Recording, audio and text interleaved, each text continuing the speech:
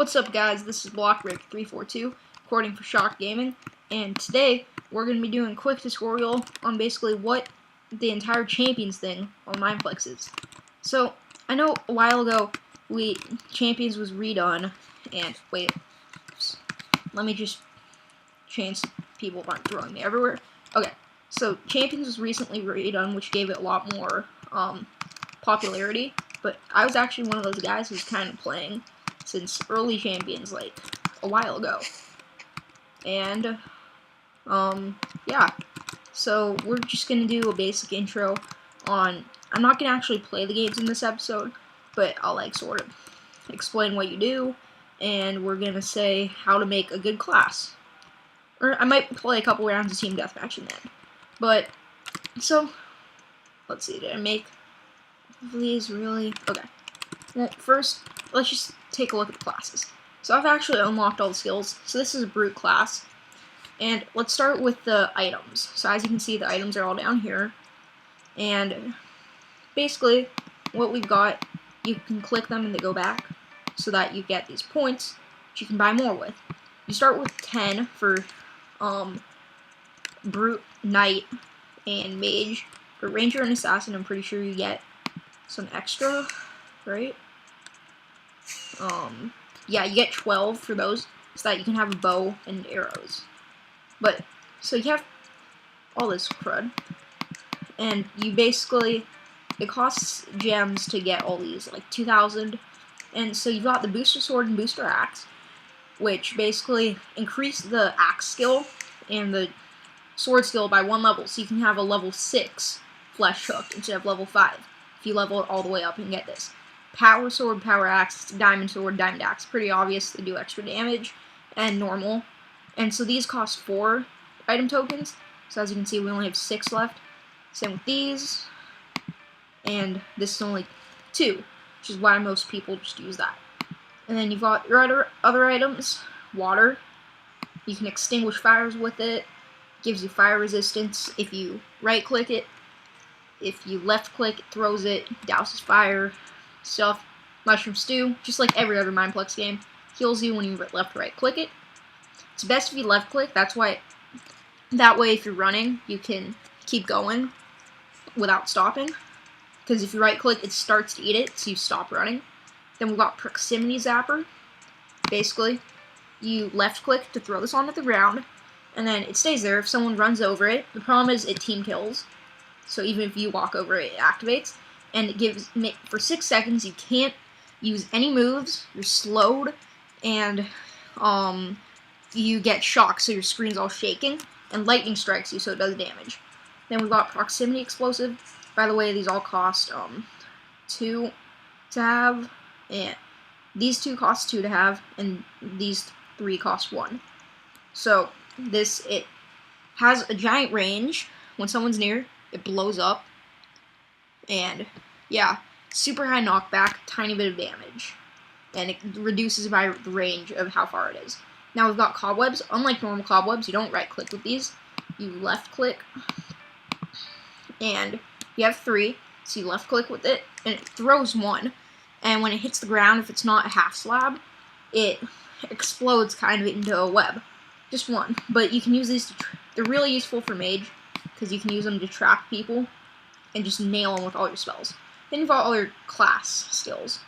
So you basically just want to test these out. Honestly, with brute, none of these skills are all that good. If I had to use one, I'd use dwarf toss or block toss. Flesh hook isn't that good. Axe skill, there's not even. Takedown's basically useless because it does damage to both. It does the same damage to you and your opponent. It gives you both slow. Just stupid. Or, you take half damage, but still. Seismic Slam's way better. You do damage, and you throw them into the air. It's just recharge time. Oh, recharge time is the same, yeah. So with Root, that's better. But you just want to try it out for yourself. See which ones you like best. Look up some YouTube videos, see how they use, stuff like that. Then you've got all these other skills that are passives, or that activate when you drop something. And yeah, that's basically how it works. And as you can see, if we pick Ranger, we've got both skills also. Pretty cool. Now, let's talk about Dominate. I'm not going to play Dominate because it takes about 15 10 to 15 minutes, I'd say, is the average game. Depends on if one team just, like, wrecks the other. But 10 to 15 minutes. It's the same maps as Team Deathmatch. There's, like, 4 different maps, I think. There's the Pyramid map. Ooh, Corn Party. Sorry, guys. I have to take some... Where the heck is it? Whatever. Okay. So, basically, there's the Pyramid map. There's Gully, which has a giant river in the middle, and just, like, 2 sides. And there's Hidden Valley, which is, like, a main thing in the middle, and then a couple of just areas on the side that are mountains. And then you've got, what's the last one? I forget what it's called. Twin Peaks, which is 2 giant mountains, and, like, some stuff in the middle. Yeah. Then you've got, and so, yeah. You just run it and try to capture the different points, which have beacons on them. And it's got, like, a different colored beacon, depending on which team has the point. Yeah, that's Dominate. Also, you respawn as much as you need to. Team Deathmatch, it's 1 life, run around, try to kill the other team as much as possible. In this game mode, Assassin and Mage are way more risky because, you know, it's a lot easier to die with Assassin and Mage. So a lot more people use Knight and Brute, and sometimes even Ranger, especially on Gully, because you can just camp in your spawn. Yeah. Okay. That's basically all we have to say about it. Oh yeah, Team Deathmatch, after like 3 minutes, I think, because it's supposed to be a really short game, a beacon spawns at a random point that you have to capture to win. So, like, that's your only hope if it's a 1v5, trying to cap that point. Which is still pretty hard because it takes about 30 to 45 seconds to cap it. It takes a long time. It has to count up like 60 ticks or something. Okay, so let's just play a game Team Deathmatch. We got time. And I'll probably do some more videos later. Okay, red team. Yeah. Oh, what you should also know is you can change all your classes. You can change all your class stuff. In the game Dominate. Team Deathmatch you can't. And you can just make as many classes as there are slots. So you can basically have like a class per, like, based around each type of main skill. The sword and axe. And yeah. So it's best to try to stick with your team, but we'll do whatever we can. Okay, we're lagging a bit. Someone's throwing snowballs. They don't do damage though, so we're good. Yeah. This game, for figuring out a class, it's basically like your style of play. Try to figure it out. Oh shit.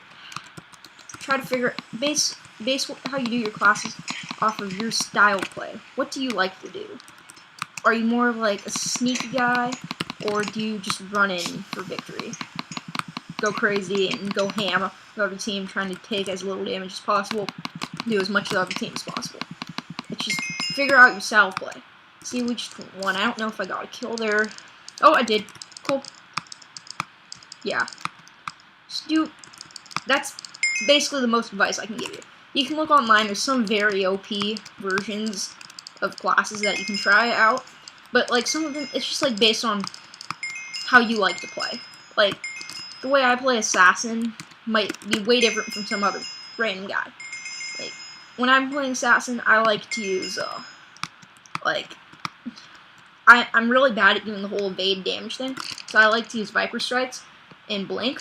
Blink in, get 3 hits off, blink back out, and then run back.